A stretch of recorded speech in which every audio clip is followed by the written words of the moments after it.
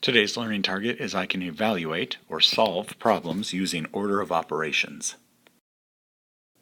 Today we're going to be looking at order of operation. When we look at order of operation, what we're doing is we're figuring out which of the problems we're solving first when we have an expression like this. So you can see there's different problems and we want to know what order we solve them in. Last year, your teacher likely taught you PEMDAS when solving this. When I write PEMDAS, I like to write it like this, and I'll explain why in just a second. So this PEMDAS can help us to know the order that we're going to solve problems in. So the P in PEMDAS stands for parentheses or groupings. Anything that are in parentheses or groupings, we're going to solve first. The E in PEMDAS stands for exponents.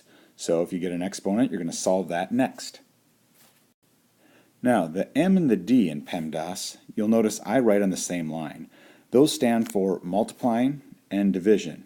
Okay, but the mistake some people make is they think that multiplying always happens first because it comes first in PEMDAS. But however, you won't always multiply first. If you have a multiplying and a division problem in the same problem, it's going to be, you're going to go from left to right, just like reading a book. So whatever's farther to the left, and then you move your way to the right, whether it's multiplying or division, you solve that one first.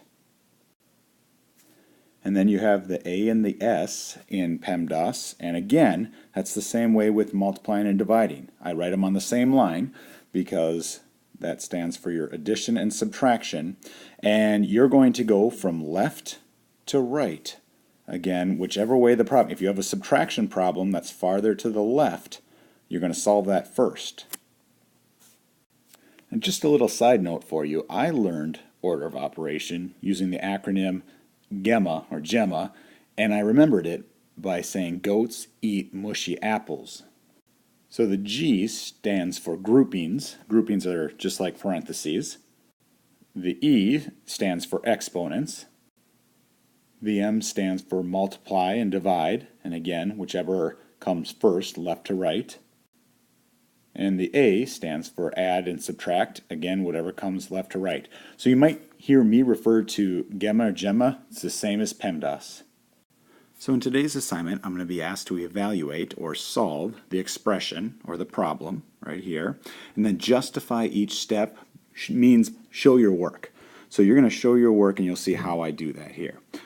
So I'm going to use PEMDAS here or GEMMA, and in this problem I'm going to solve my parentheses or my groupings first.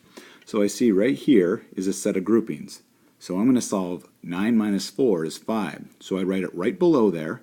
And then I write out what is left in the problem.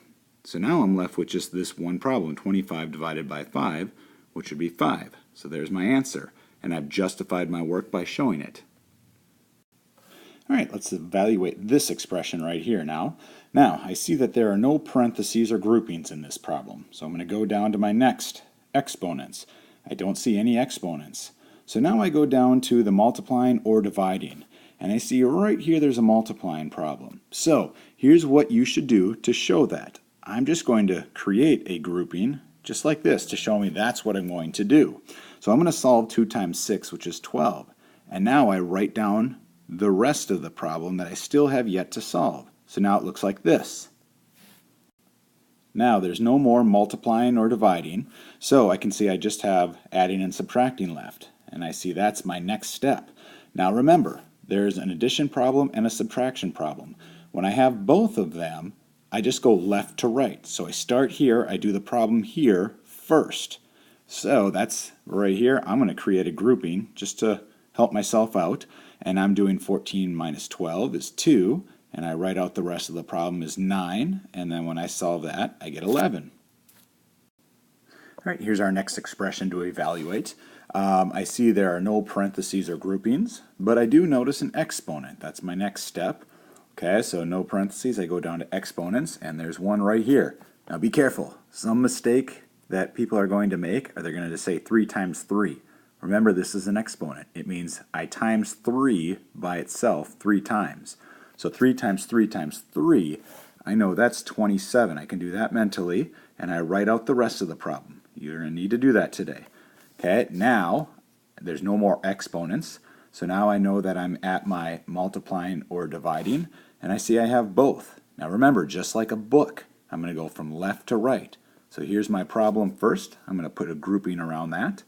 27 divided by 9 is 3, and now I write out the rest of the problem, times 2, and that equals 6.